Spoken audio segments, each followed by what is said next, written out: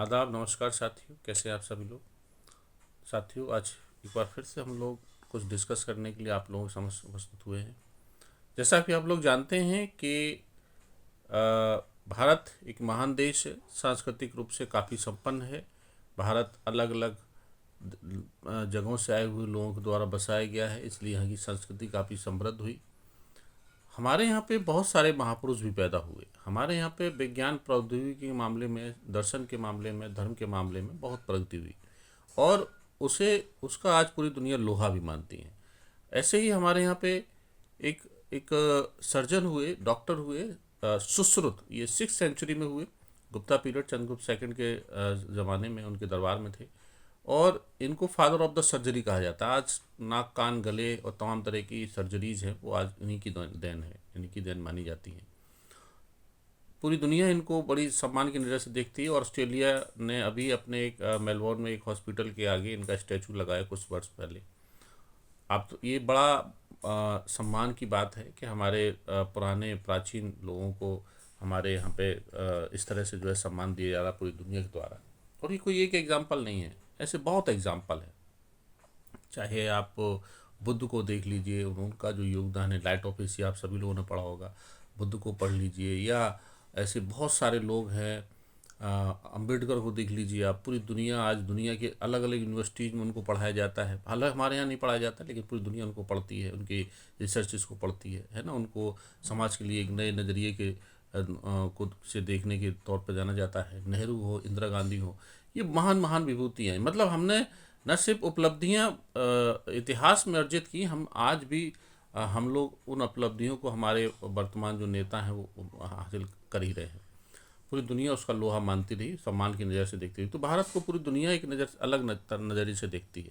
अब सवाल ये उठता है कि मैं ये सब बातें यहाँ क्यों कर रहा हूँ। मैं इसलिए बातें ये कर रहा हूँ दोस्तों कि अभी भारत ने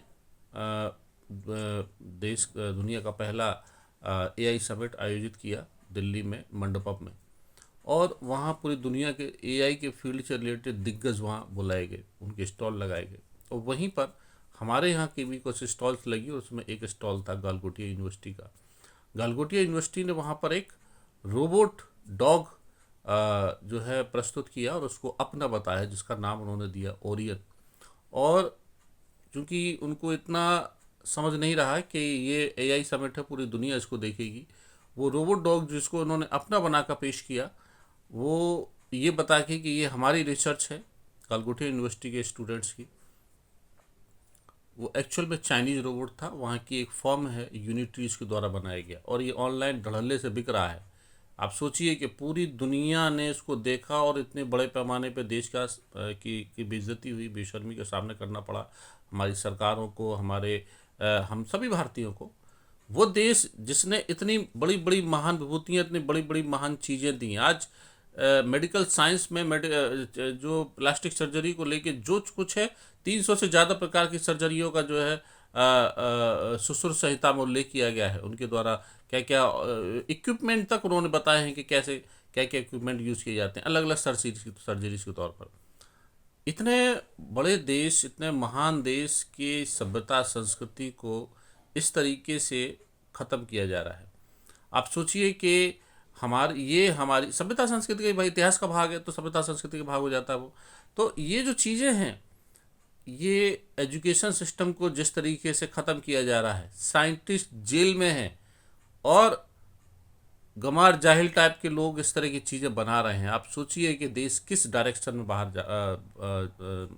की तरफ जा रहा है और बाहर के लोग क्या सोचते हैं हमारे बारे में।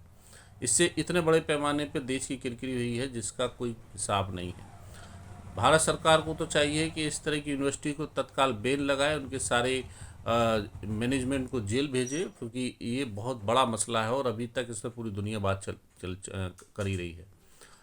सवाल यहाँ पे उठता है कि ऐसा हुआ क्यों। ऐसा इसलिए हुआ दोस्तों क्योंकि हमारे यहाँ एजुकेशन सिस्टम लगातार ख़त्म किया जा रहा है। हमारे यहाँ पे इसरो के साइंटिस्ट का जो चीफ साइंटिस्ट को 2.5 लाख रुपया सैलरी मिलता है, उससे ज़्यादा हमारे यहाँ के IAS IPS को सैलरीज मिलता है, ठीक है।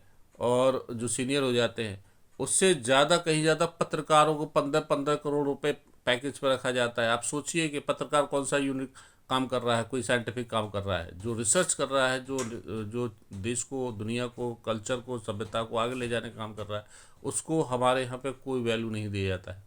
ये स्थिति है और इसीलिए हमारे यहाँ पे इस तरह की चीज़ों का सामना करना पड़ा। अभी शुरुआत है, अभी और कुछ बहुत कुछ आना बाकी है। तो ये सारी चीज़ें नहीं होना चाहिए और वही जो बिल्कुल नहीं होना चाहिए वो हो रहा है। तो ये बहुत सीरियस मैटर है, पूरी दुनिया में इस पर भारत की बहुत ज़बरदस्त किरकिरी हो रही है।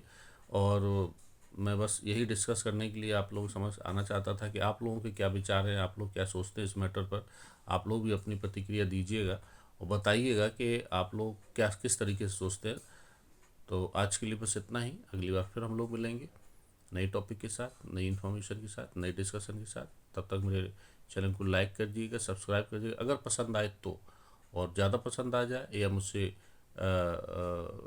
पर्सनल कुछ रब्ता करना चाहते हैं तो आप लोग सब्सक्राइब भी कर लीजिएगा। Thank you very much, thank you, फिर मिलते हैं। जय हिंद।